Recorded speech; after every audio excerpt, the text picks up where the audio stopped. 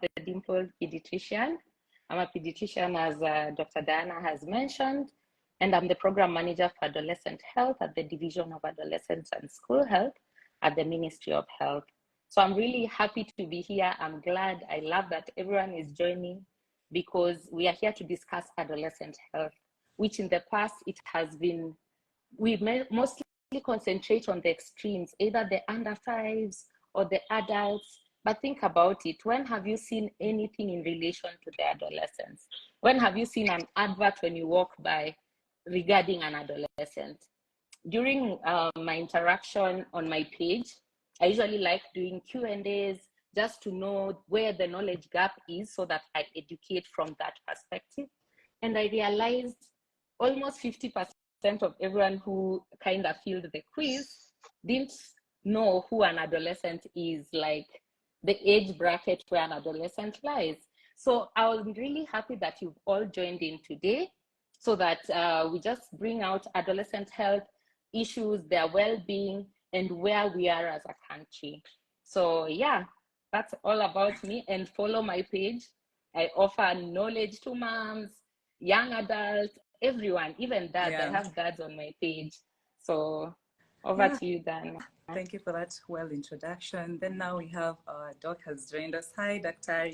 This is Dr. Njeri, Dr. Njeri Mwakavi. She's also a pediatrician and an adolescent medicine specialist. Actually, I've never heard of that before I met you.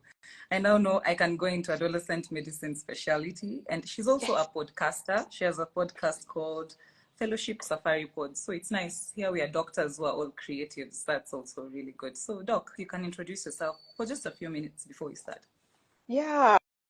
Thank you so much, Dr. Diana, and hi, everybody who's joining us. Hey, Julliet, it's great to see you as well. So like you heard, my name is Dr. Njeri Karianjahi Mwakavi. I'm a consultant pediatrician and adolescent medicine specialist. And the reason you've not heard about so many of us is that this is a growing specialty. And we are the pediatricians who take care of young people from when they're 10 years till when they're 19 years of age. I'm based at Gertrude's Children's Hospital in Muthaiga, where I see young people all the way from age 13 up until age 21 years, because at Gertrude's we see from 0 till 21 years. And I'm also part and a member of the Kenya Pediatric Association. I'm really glad to be here and be part of this conversation. Thanks so much, Dr. Diana.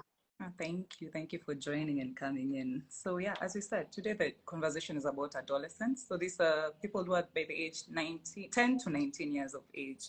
And as Dr. Julliet said, they're ignored when it comes to advocacy, information. So much doesn't get to them. And also so much is not spoken to about them. For some reason, we think they're healthy and okay, nothing much happens at that age. But we forget that this is a very significant time in anyone's life. You're changing physically, emotionally, intellectually. You're starting to identify some roles you have in the community, in the society. So we forget that this age is really important. It's actually what determines what adult you become, actually, yeah? So we're going to start with Dr. Julliet, who's going to tell us a bit. She works at the Ministry of Health.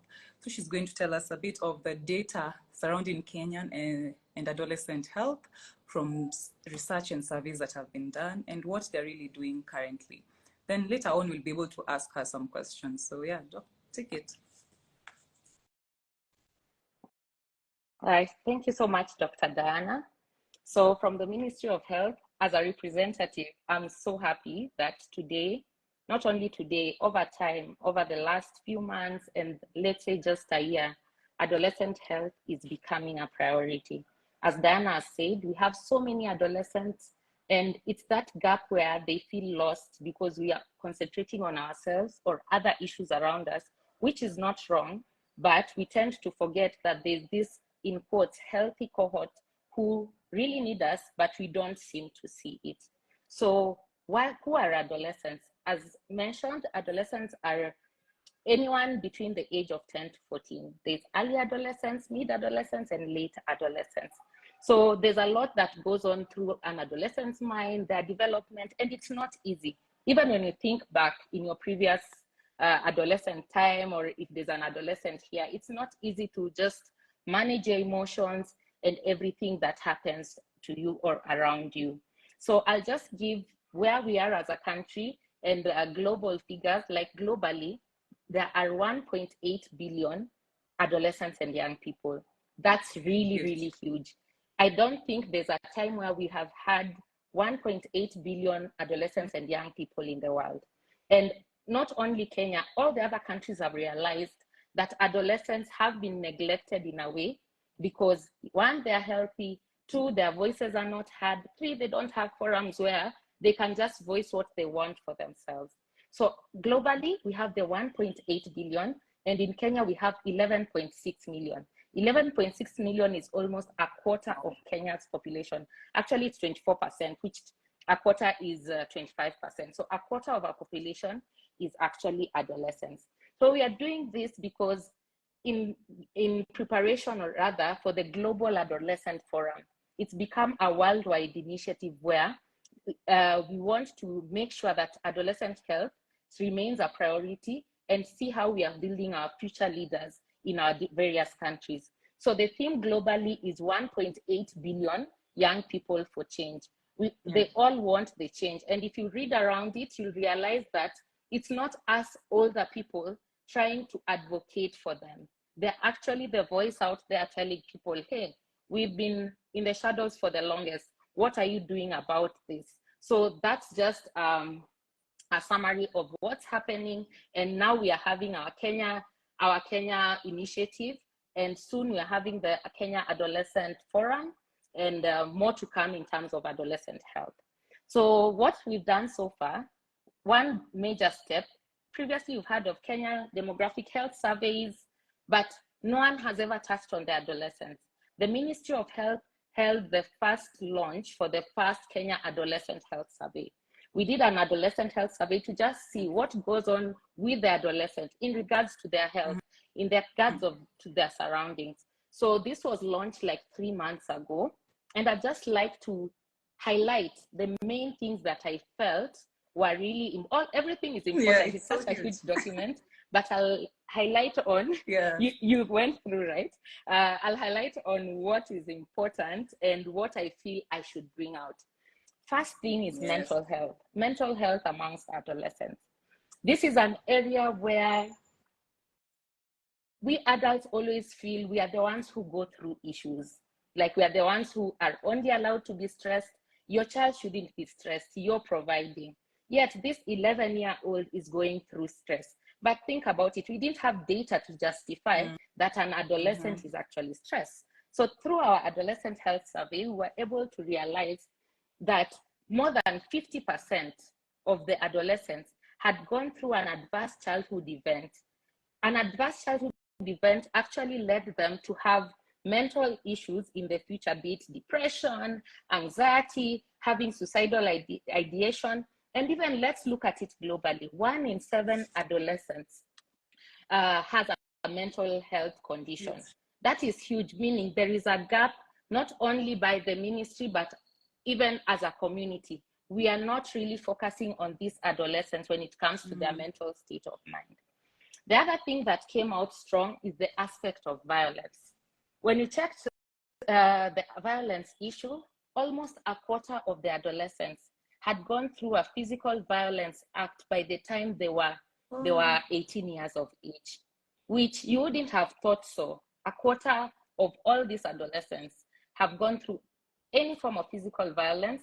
Think about it, that is huge. And we were not able to actually classify the degree of the abuse that happened. When you talk about sexual violence, those in late adolescence being 17 to 19, 7% of adolescents had gone through sexual violence. We now want to concentrate on protecting our adolescents from all forms of violence as a country. When we talk about injuries, all of us go through injuries, a fall, any form of injury, be it a fall, someone has hit you. But when I talk about injuries, we were able to check on the leading causes of morbidity and mortality in adolescents, and road traffic accidents or injuries ended up being one of the top 3. Why does this happen? Because remember, we need to ensure that there are road safety measures to protect everyone. But adolescents are free, they want to experiment. And through our survey, we were able to realize that 95% of adolescents don't wear seatbelts when they're in motor vehicles. And 99% of these adolescents don't wear helmets when they take border rides and all that. So this actually informed us that that's why we're having the high number of adolescents dying or becoming disabled because of injuries. It might be that knowledge gap. We are not educating them enough on the need of such things, be it road safety, because as adults, think about it, we are concentrating on education and your child just to have good manners. But there's so much more that an adolescent needs. Why are you laughing? That an adolescent needs when it comes to their health. So the other issue that most adolescents are going through, and parents, Dr. Njeri can highlight on that, is drug abuse. Drug abuse is becoming a menace in our country. And we were able to check in our adolescent survey, alcohol use, cigarette smoking, and cannabis use. When it came to alcohol use, almost 9% of adolescents had ever used alcohol or were using alcohol. So just think about it, 11.6 million, that's 9%. And these are people who are under the age of 19. Yeah, so you realize that there's so much that needs to be done, either through guidance or helping an adolescent understand why using alcohol is wrong. When it came to cigarette smoking, we had 3% of adolescents smoking cigarettes and 3% using cannabis, which is famously known as bang or shash. There are so many names to cannabis. But think about it also, when we talk about drugs, there are newer drugs, which our survey, which will be repeated in the next 5 years, we will be able to catch that. But adolescents are now getting involved in cocaine, heroin. Then their nicotine use is different. Right now, they'll not be able to tell you, I know Embassy, I know Dunhill. These guys are doing shisha. These guys are doing this vapes. And you see, it becomes hard even for the parents to realize, because all these things, the vapes and all, come in, they look like cute little pens. So you'll think, oh, my child is studying so hard, yet your child is actually just a vape supplier or something, you know. So there's a lot that needs to be done to curb this menace that is actually growing in Kenya. So when you talk about adolescent health, I'm sure the question in your mind is, do we have adolescent centers? That's what you're thinking, like public facilities. Let's not talk about private, because I'm from Ministry of Health. I'll speak from the public hospital perspective. Yes, we do. 62% of our health facilities have adolescent and youth-friendly centers, which have caregivers, nurses, doctors, some pediatricians who are in the public hospital and all. So this 62% demographic actually came from our survey. Out of these 62 facilities, what came out strong, and we are not shy to say it, when we asked all these adolescents who we interviewed, it is sad that more than 50% had no confidence in our centers. They felt judged. They felt they don't have confidence. And also, we as the healthcare workers, we do not uphold confidentiality. So we are trying as a ministry and through our health facilities to ensure that we get our healthcare workers trained on how to handle adolescents. It does not mean handling adolescents is hard.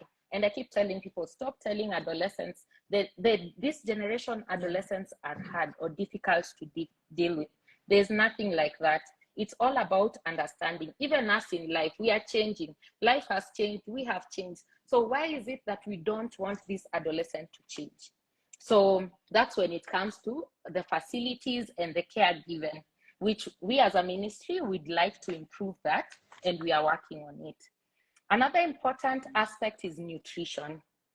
So all adolescents, as Dr. Diana said, most adolescents look healthy. think about it, Diana. When you say most look healthy, how many adolescents have you seen who are obese in right now? Like you live in Nairobi, how many have you so seen? many in the estates, yeah, so many. There are many, right? Yeah, in the estates you've seen, okay, that they're Even either in the overweight wards. or obese.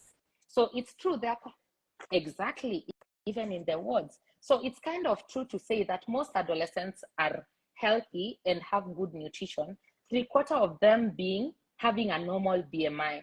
But then in urban centers like Nairobi or any of these towns, 1 in 10 adolescents has obesity, which should start worrying us as a nation. There was a time where adolescents, you'd not find an adolescent is obese. And you see, out of all this, 1/4 of these adolescents, out of these 11.6 million adolescents, 1/4 of them live a sedentary lifestyle. What do I mean by sedentary lifestyle? They don't exercise. We have bought the Xboxes and PSs. We don't encourage our children to go out and play with the others. So we are scared about maybe someone might do something to my child, which is valid. But what are we doing to ensure that our children are protected from non-communicable diseases like hypertension in the future, diabetes? So in a nutshell, that is what came out strong in the Kenya Adolescent Health Survey that I felt is important to highlight, that adolescent health is more than just looking at a child and saying, huyu ni mtoto. These people are going through a lot. The same way we are going through a lot as adults, these children are going through way worse because we've not given them the avenue to talk about what they feel. We've not given them the avenue for counseling when they face anything. You're like, ni mtoto, they'll get over it. Like, this is a child. Let's just let the child deal with their emotions. What are we building? A society of broken adults, which is very wrong. And right now, as a ministry, this is why you have seen adolescent health is a priority, because we've seen this is an investment. You know, those investments that the earnings are like over the moon, because in the future we'll have adolescents who are very aware, who know about their well-being and are able to take charge of their health. So after the survey, what did we do as a division and as Ministry of Health? We noticed that there are things that are off. Actually, most of the findings were very surprising, because we expected sort of a linear type of, children are not depressed, children are not anxious. So this actually pushed the Ministry of Health and also our division to come up with policies that will address all these issues. And currently we are in the process of launching our policy, 2023 Adolescent Health Policy and Strategy. And when we looked at the gaps, we looked at what the adolescents told us. We looked at what can we do better as a ministry, and going back, not just to make beautiful policies and strategies and sitting with them. How are we going back to communities? How are we going to reach these adolescents? If it's social media, here we are. I'm from the Ministry of Health, and I'm here to share out what we feel and what the adolescent is going through. So shortly, I'll just take you through like the policy, not the whole policy. I'll just outline the 6 pillars of like as what we are concentrating on. Health. The first pillar we want to as Ministry of Health. Yes, as Ministry of Health. So as Ministry of Health, we are focusing on the first one being promoting disease prevention through health promotion and creating age-appropriate information to go out to the children. We have not been informing our children. That is a major gap. All these questions people will ask, why is this going wrong? Why are the adolescents doing this? I turn the question back to you. What have you told the adolescent when it comes to their health? When they do all these things and we shun them, do we realize that there's a knowledge gap? That pillar will address all this. And as a ministry, we want to incorporate adolescent health in school curriculums, in health clubs, in media. When I talk about media, Dan, I'll ask you this question. When's the last time you saw an advert on vaccination for under 5? Time.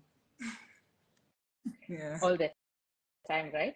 When's the last time you got a message, a random text message, or you entered Facebook and you saw someone saying they can cure hypertension or insights on diabetes in adults? Everywhere. When's the last time? Always. When's the last time you saw a message addressing adolescent health? Like, let's say an adolescent needs to understand 1, 2, 3. To guard your mental health, please do 1, 2, 3. When's the last time the you only saw a messages message? we see is, judging them. Don't do this, don't do this, but not information. Exactly. Yeah. Exactly. Yeah. So we as a ministry, that's what we are aiming to do. Bridge the knowledge gap. Let it go into school curriculums, social media, radios, newspapers. Let's have adolescent health columns. These are things that I'm not only saying, it's things that we are striving to have, and they're already in the pipeline, because the knowledge gap has become the, how do I put it? It's the one leading to all this. These children are doing things because they do not know what they are meant to do.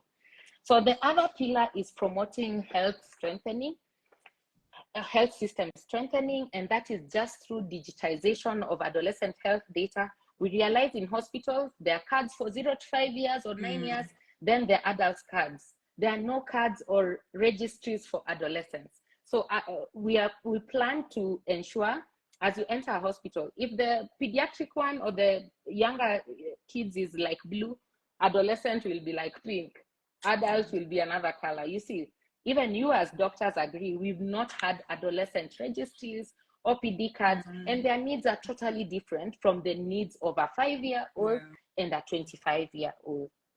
And also on health system strengthening, remember when I mentioned adolescents lack confidence in our adolescent and youth friendly centers? We want to train healthcare workers on adolescent health, because how I reason and how I function is very different from adolescent. An adolescent will need more patience, will need more guidance. We will have to make sure that their timings are different. An adolescent will not wake up at 7 a.m. to come to the clinic. So can their clinic run from 10 a.m.? We are trying to actually coin ways in which the adolescents will have faith in our system and in our health system for their well-being. The other aspect is on promoting a legal forum that is favorable for adolescents. Think about it. The next time you meet an adolescent, I love posing this question when I go for meetings. And I realized that from my random survey, at least 95% of us interact with an adolescent on a daily. Because most of the time, maybe 1 or 2 people will not raise their hands when I ask who has been in interaction with an adolescent. Everyone will raise their hand. So these adolescents, do they know their rights? Do we know our children's rights? So from the education perspective, from addressing the gaps in our legal and our laws that actually address adolescents, we will be able to ensure that their health becomes paramount. There's one sensitive pillar on elimination of harmful social cultural practices. And we are in the city, we are in Nairobi. We might think that this doesn't happen, but we as Ministry of Health, we are not only concentrating on Nairobi. It's a countrywide thing. I'm sure you've heard of female genital mutilation and child marriage. This is something that is rampant, not only in Kenya, but around the world. And these are people who are not yet 18, and they actually feel that they shouldn't consent. It's their parents making the decision. Kenya has made strides. When you compare like KDHS 1998, we had 38% of, we had FGM at 38%. Current KDHS 2022 showed we are at 15. Are we there yet? We are not. But what are we doing? We are striving to educate that this practice is not necessary. It does not change anything. Early marriage, or rather child marriage, is not necessary. You can marry someone who is of age and can actually consent. So also we are addressing the non-communicable diseases, things like hypertension and diabetes. It's not rampant in adolescents, but we are trying to show them that don't smoke, take alcohol, because it will lead to this. My favorite pillar is empowering adolescents to take charge of their health. because I can talk for hours on end. Dr. Njeri can talk for hours on end. Dr. Diana can be on lives, and Dr. Rain, all you guys can be on all these. But if you have not empowered an adolescent to take charge of their health, then there's nothing we are doing. So for me, that's always the first pillar of ensuring adolescents take charge of their health. Let them understand what do their health entail. What should they do to make sure they're healthy? How about their well-being? Why is this wrong? Not this is wrong without saying the why. Let them be their own champions. How do we aim to do this? Having peer-to-peer programs, ensuring adolescents are the voice in adolescent forums. And there's a slogan they coined, we want nothing for us without us. That already shows that these people have been pushed to silence and they don't care anymore because they feel they don't need to be heard. So empowering the adolescents is actually one strategy that I'm sure once we have that on check, everything will flow. And lastly, we've talked about adolescents in city, rural areas. We did not forget adolescents in fragile settings and humanitarian settings. These are adolescents who are in camps, those who from street families, children's homes, and all that. So how do we aim to go about this? They should receive the same care an adolescent in Kilimani, Nairobi is getting, should be the same care that an adolescent in a Kakuma camp is getting. We should also try that any adolescent who is in, for example, a refugee camp should be able to be absorbed seamlessly into the education system.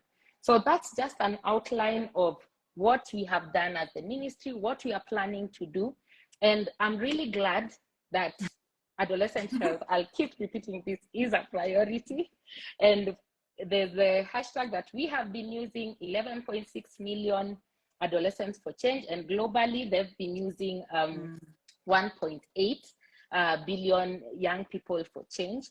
So as we go through our day to day, I hope you've carried one thing that even if you don't have an adolescent, you have your sister, you have your cousin, you have your anyone around you who can benefit for this. So that's it from me. Thank you so much, Dr. Diana, for this platform. I appreciate it. Thank you so much, Doc. Wow, really learned so many new things. I really liked what you said about adverse childhood experiences. It's not talked about enough, but some childhood experiences like emotional abuse, physical abuse can be a predisposition to getting mental health diseases in future. So sometimes you're an adult, but some things that you went through as a child, as small as just emotional abuse, might be a trigger to you getting mental health conditions in future. Yeah, so thank you so much, Doc. So now we move on to Dr. Njeri. As I mentioned, she is an adolescent medicine specialist. So I'll just start by asking her, what made you become interested in this field? As you've seen, it's very ignored, but for you, why did you feel the importance of joining the adolescent medicine specialty side? And just give us a brief of what you think is important when it comes to adolescent wellness and health, especially right now with the 1.8 billion young people for change campaign. How is that important in the times that we live in right now?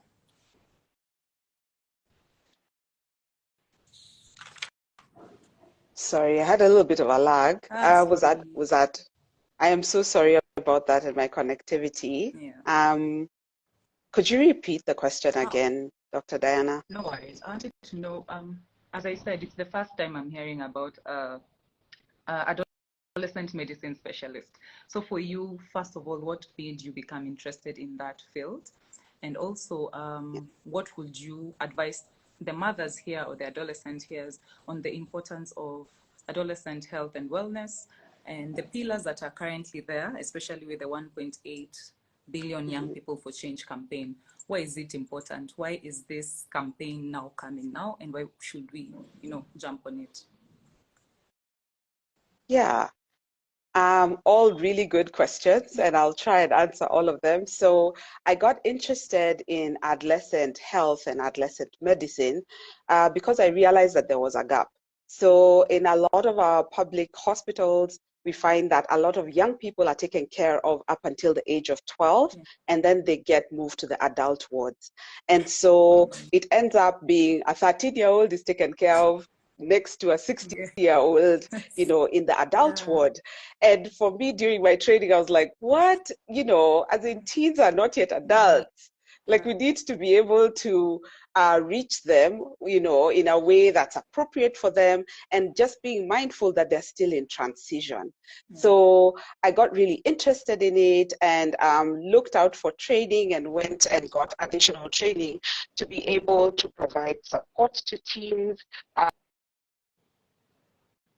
services, both in the outpatient, so in the clinics, and also when they're in the wards when they need support. And so that's how that came about.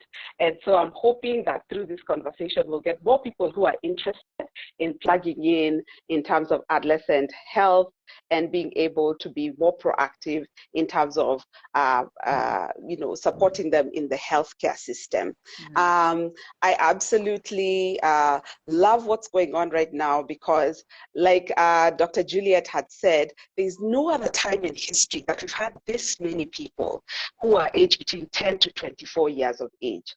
And when you think about it from a country perspective, it was important for us to be able to acknowledge that, hey, there's a quarter of our population, a quarter, that we need to actually think more critically and think more creatively around how to be able to support their health and their wellness. And so this is how that global forum came up, because they wanted to amplify the voice of young people about their health and well-being, and ask them, what do you want and how do you want it, and ensure that these answers get to leadership, right? And so even for us, we had wanted to be able to showcase to everybody who's listening, both online and through the various forums that we have had, so that people know what's going on the ground. And I absolutely love everything that Dr. Julliet has hit on, to be able to give us sort of like a scope of the land. So now for a parent, or for somebody who works with young people, or even there are some young people who've joined us today, they're wondering, okay, so what do we do with all of this? So there are 5 ways of looking at adolescent well-being. I like to call it ACE so good. ACE so good. So ACESG. Right? ACE so good. ACE so good. Okay, so I'll go through it really quick. So A is agency and resilience. So when you think about the agency of a young person, it's their ability to be able to make decisions and have the consequences of their decisions, like they've taken control. Sort of like someone being in the driver's seat. It's literally having the adolescent in the driver's seat and being able to take control when it comes to their health, when it comes to their well-being. And that cannot happen on its own. We have to have a few things that are sort of like building blocks towards that. So building up their ability to withstand strains and stresses that come at them. So building up their resilience, being able to support them with decision making. And that doesn't happen one day, pop. Because I keep telling parents and adolescents and young people who come to the clinic, it's not going to happen, pop. We need to be able to do that decision making and supporting them to be able to make that decision in a stepwise way. So one way we do that is we provide information, and then we want to also understand, what about this information do you actually understand? And then out of this information, how much of it do you actually care about? And then from there, we're able to continually build it up. So agency and resilience. And this is something that every parent should be able to, you know, actively do at the dinner table when you're having conversations with your young person. So that's A. So let's go to C. So that's community and connectedness. So community and connectedness is, I always tell people that I work with, as well as families and young people, that I look at how they interact with their communities. So community is how you interact with your family, how you interact, and then at school, how you interact with your friends, how you interact with your teachers, whether you like them or not, reality, how you interact with them. And then also, like, what are you involved in? What are you what do you enjoy? Do you enjoy running? Are you part of a sports group? Do you like playing chess? Do you like creating different things, either through art, through music, whatever it might be? And for families and religious organizations and people to continually figure out ways to have young people be part of a community and enjoy that connectedness. That connectedness works, again, in tandem with agency and resiliency, because for those young people, now they're able to try and figure out, how do I create a relationship with this person that I'm talking to, that I'm working with in the team? How do I communicate with them in a way that's respectful? How do I deal with conflict? And that is the only way that will happen, is if you have them as part of something. So when I have young people coming and saying, I'm not part of anything, for me, that's a big red flag.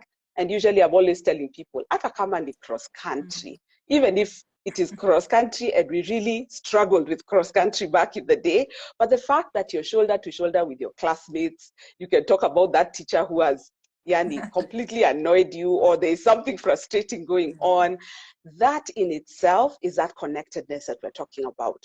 And then in part of the ACE, we go to E, which is education and employment. Yeah. So with education, I absolutely love being in Kenya because we have free education that our government has worked towards for us to be part of. Now, in addition to that, I love with the new education system, we're building up skills.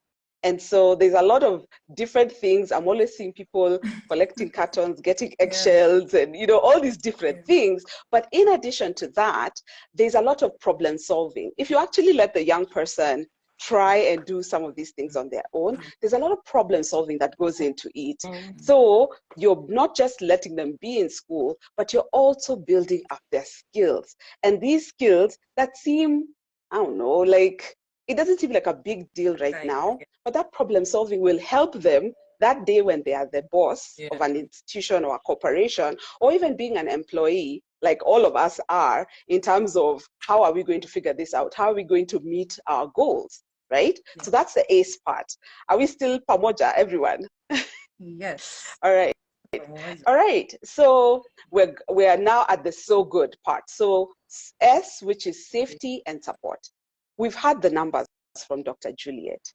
And everybody is like, those are quite disturbing in terms of the impact for adolescents and young people.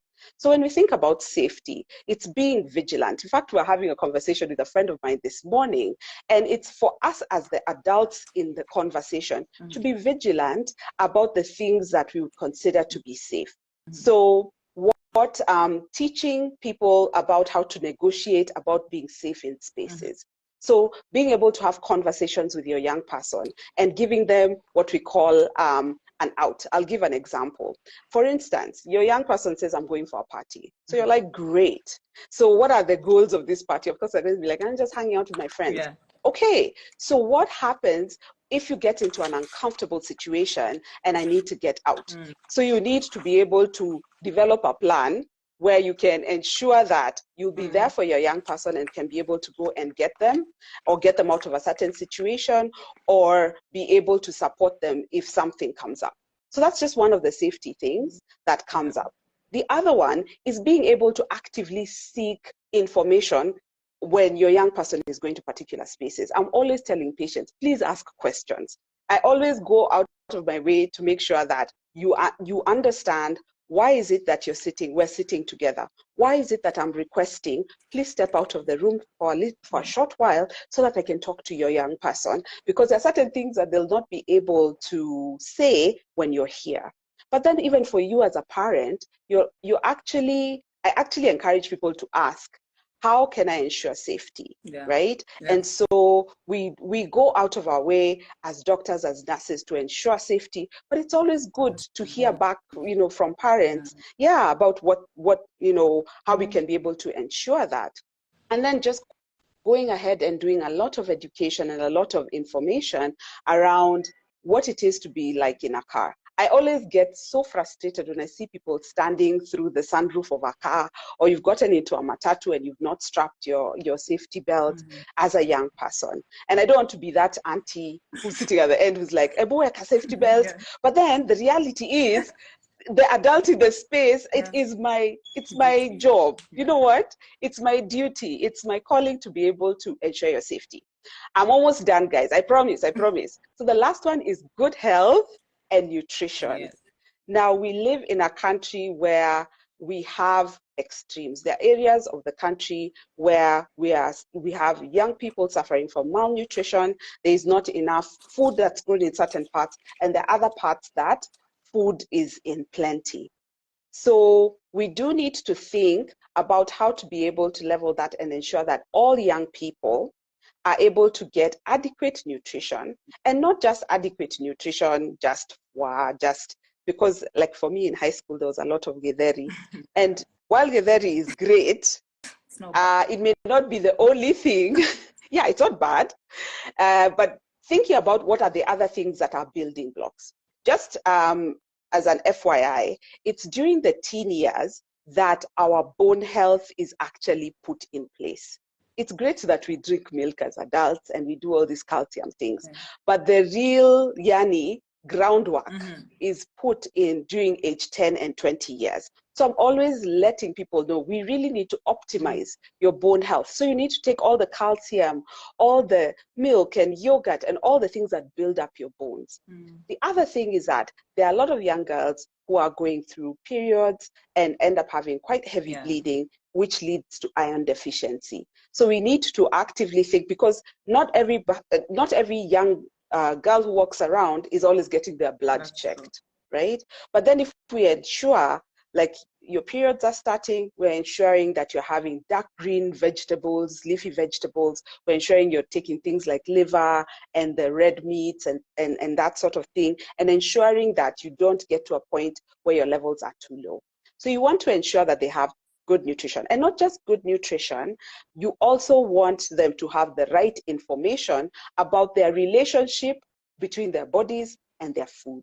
Unfortunately, because of social media, because of a lot of very many voices from everywhere, we're finding a lot of young people starting to have issues about how they interact with their food. And what do I mean by that? You will hear people talking about, I want to look snatched, I want to look a particular way, I want to, as in, there are all these different things. And slowly, when young people start hearing about those things, it actually changes the relationship that they have with their food. And they get into fad diets. There are other people who it affects their self-esteem in such a significant way. Remember, like Dr. Julliet had said, they're in a transition. They're growing. Their minds are being formed, and a lot of decisions and things are being laid in place. And so we want to ensure that they have the right information. They practice the right information. And again, coming back to the thing I said at the beginning, helping with their decision making. So we want to be able to enforce that. The last thing I want to say is that the reason that all of us are here is because we are mindful of the fact that a lot of the things that adolescents start to do have a ripple effect into their adulthood. So when you hear numbers about tobacco and about nicotine and substance use and also these sorts of things, we've seen from the research that a lot of people actually started in their teen years, and it goes getting worse as they are young adults and in their adulthood.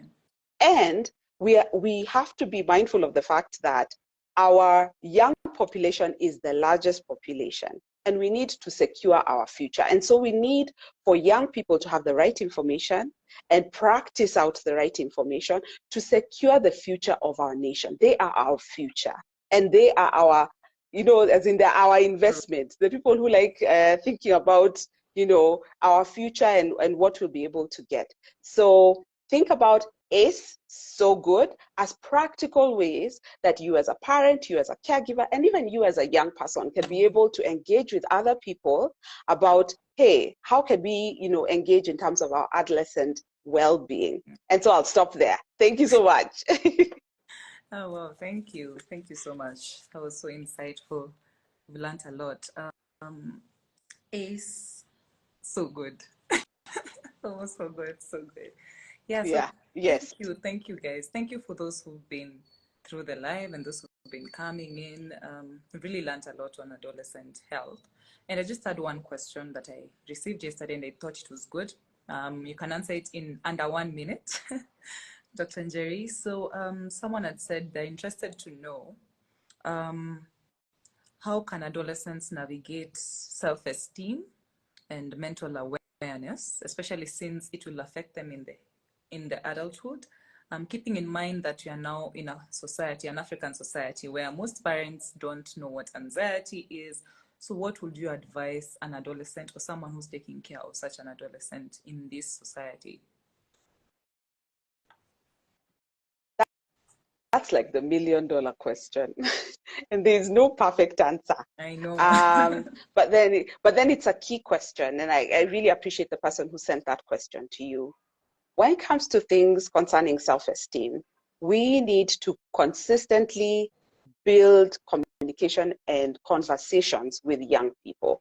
The challenge is that as they're going through this transition, getting from childhood to adulthood, their bodies are going through changes. And while they've been taught in science and they're in class that this is what is going to happen, when you physically go through it and you don't have a safe space, whether it's at home or at school or in the hospital setting, to be able to sort of process what is happening to you, then unfortunately some things end up falling through the cracks and it ends up affecting the self-esteem. So I think one practical way is to build communication, and building communication is setting up, just sitting around the dinner table having a conversation. For those who accompany their young people to school, whether it's in the matatu or in the car or you're walking them to school, strike a conversation. Ask, how was your day? What happened? One high and one low, and build on it from there. And for you as a parent, I keep telling people, fix your face, because sometimes young people will tell you things that will shock you. And sometimes when we're not ready, you're horrified. You're like, what? What? So I always tell people, as you ask young people, learn how to fix your face, because some things will shock you, and yet you need to be the safe space for them. So that's like the big thing that I would say, is that communication piece, them knowing that there is a safe space with you as a parent, as a guardian, as a teacher, as a counselor, and even for people who are here as peers, like, because I'm hoping there's some adolescents and young people who've logged in, to be able to create that safe space, that non-judgmental space where people can be able to ask all sorts of questions and for you to navigate together. And when you're not able to answer those questions, it's forums like this where you get to hear about Dr. Julliet, you hear about Dr. Diana, you hear about Dr. Njeri, and even Dr. Rain, and be able to engage us and ask us, where can I get more help? Where can I get more information? So that's what I'd say about that. Okay, and on to the last question. Someone was interested in hearing your thoughts on matters sex education pertaining to teenagers, especially since there's a high prevalence rate in adolescent HIV numbers.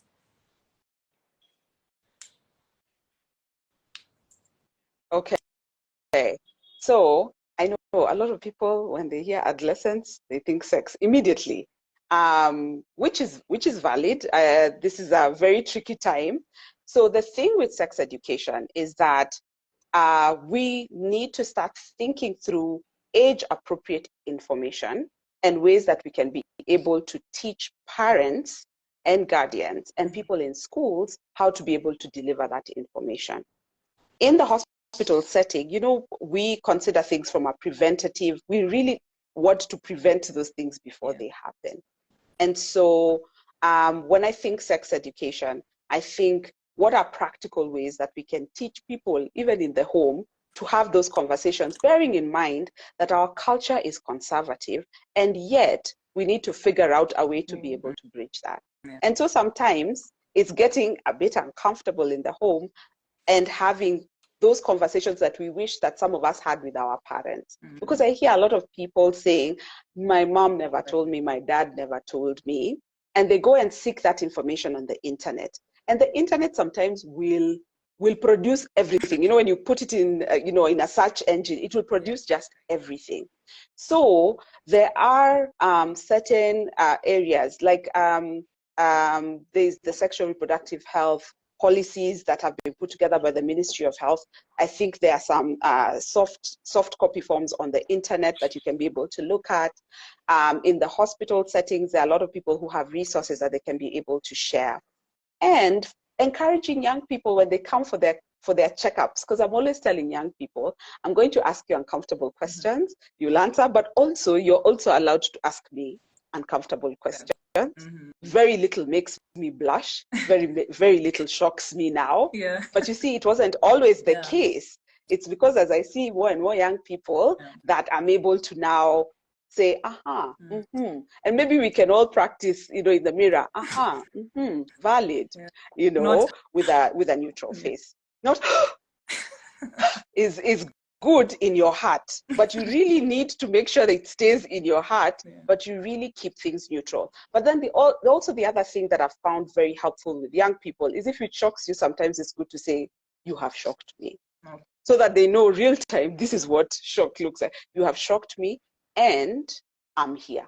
I'm here to listen, and we'll figure it out together. So I hope that answers that question. It actually does. It's one of those questions that you say don't have one answer, because not everyone's child is the same personality. There's so much surrounding that. But the thing is, we should be more comfortable. If we didn't get enough of that information while we're growing up, it's just up to us to make sure we find an age-appropriate way to share the same information to our teenagers and our kids. Yeah, oh my God, that was so amazing. I've really learned so much from the both of you. And I'm hoping that the parents who've been here or the people who've been here have also learned. I saw some comments. I saw a parent who said she's grateful for this platform, and she asked something about the sexual health and how to go about it. So I'm glad we've answered that. So yeah, thank you guys for joining. On Friday is when we have you didn't talk about the forum. Maybe you can just give a short before we close, then we'll be done. The forum on So can Friday. I let Dr. Julliet, answer that one? Okay. Now, as I had mentioned, this is all in line with the Global Adolescent Forum. So it's an initiative by World Health Organization, WHO. So every country is expected to just bring out to light what they are doing in regards to adolescent health and how we will ensure that their health and well-being remains a priority even after this. So Kenya, as a country, we are having our Kenya Adolescent Forum, which will be on the 6th of October. We will have discussions during the forum. We will have adolescents present. We will have parents. We will have healthcare workers, teachers, just to sit down and discuss what's the way forward. Ask the adolescents, how can we help you? What do you need from us? So please follow our pages. We will be able to highlight on how the event went. I wish we could invite all the 40 million of you. Unfortunately, we can't, but just stay tuned to our pages. We'll be able to update you. Yes, we'll be able to share. You can follow me, follow Dr. Julliet, a dimpled pediatrician, follow Dr. Njeri. Dr. Njeri Mwakani. That's her Instagram. Mwakavi. Yeah. And then there's also Dr. Rain, who's also a part of us. So we're all champions for adolescent health this year. So follow our pages, you'll be able to see more on the forum. So it was really nice engaging with you guys. Till next time. Bye. Bye, everyone. Thank you all. Bye-bye. Bye. Thank you. Bye.